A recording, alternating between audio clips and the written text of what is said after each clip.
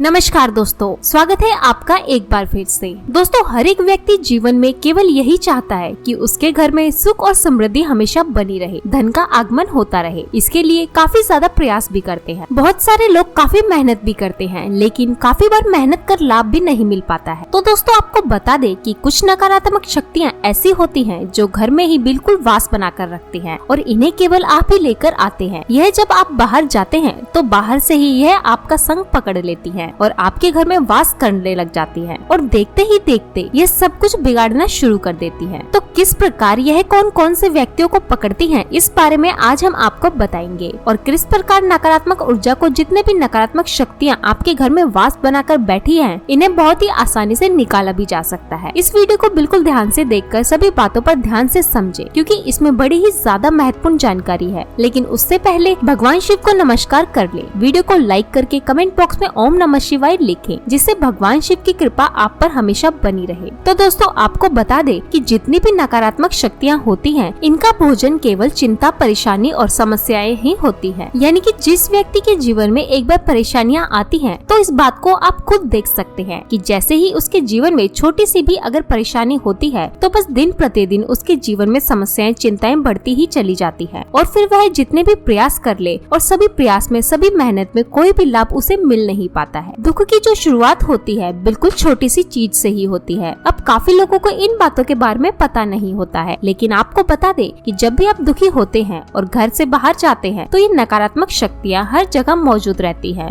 और बस आपके दुख को देखकर इनको इनका भोजन प्राप्त हो जाता है और यह आपका संग ही पकड़ लेती है। इसी प्रकार आपके घर में भी आ जाती है और वास बनाकर रहने लग जाती है। इसलिए कई बार ऐसा भी होता है कि अपने खुद के ही घर में मन ही नहीं लगता है। बहुत ही ज्यादा चिंता, परेशानियां होने लग जाती हैं। बिना ही किसी बात के मन में तरह तरह के विचार चलने लग जाते हैं। वह इसलिए होता है क्योंकि उस घर में नकारात्मक शक्तियां अपना वास बना लेती है और जब वास ही बना लेती हैं, तो उस घर में जो लोग रह रहे होते हैं उन्हीं को अपना शिकार बनाकर उन्हें दुख देने लग जाती है। यही कारण होता है कि मन में बहुत ही अधिक चिंताएं, घबराहट होने लग जाती है और सभी कार्य तुरंत बिगड़ने लग जाते हैं। और जैसा कि हमने पिछले वीडियोस में काफी बार आपको बताया है कि जो ये नकारात्मक शक्तियाँ होती हैं, घर में इस तरह से वास बनाती हैं जहाँ पर आप रोज अपना हाथ नहीं डाल पाते हैं, या फिर जहाँ पर रोज झाड़ू पोछा आदि वगैरह नहीं होता है, जैसे कि बेड के नीचे, अलमारी के पीछे, अलमारी के ऊपर। इस प्रकार से जहाँ पर भी बहुत ज्यादा धूल मिट्टी आपको मिलती है, बस वही इनका मुख्य स्थान होता है। अब दोस्तों, नकारात्मक शक्तियों को निकालने के लिए बहुत सारी ऐसी चीजें भी होती है जो घर में रखकर इनसे बिल्कुल छुटकारा पाया जा सकता है। लेकिन सबसे पहली चीज तो यह है कि काफी लोग अपने घर में पायदान रखते हैं। तो सबसे पहली चीज आपको ये करनी है कि एक फिटकरी को आपको बिल्कुल पीसकर इसका पाउडर तैयार कर लेना है और इसे कागज में भरकर इसकी छोटी छोटी पुड़ियां हैं वह आपको बना लेनी है। यह बनाकर आपको घर के जो भी पायदान है उसके नीचे एक एक आपको रख देनी है। इस प्रकार करने से जब भी आप घर से बाहर जाते हैं, तो जो नकारात्मक शक्तियाँ होती हैं तो पैरों के माध्यम से आपके घर में प्रवेश करती है। इसलिए जूते, चप्पल आदि बाहर के जो आप घर से बाहर यूज करते हैं, उन्हें घर में बिल्कुल भी आपको नहीं लेकर आना चाहिए, क्योंकि यह नकारात्मक शक्तियाँ आपके जूते और चप्पलों के माध्यम से ही घर में प्रवेश कर सकती हैं। तो इस बात का ध्यान रखा करें कि अगर हो सके तो आप अपने जूते चप्पलों को घर से बाहर ही रखा करें। एक शू रैक घर से बाहर भी रख लें।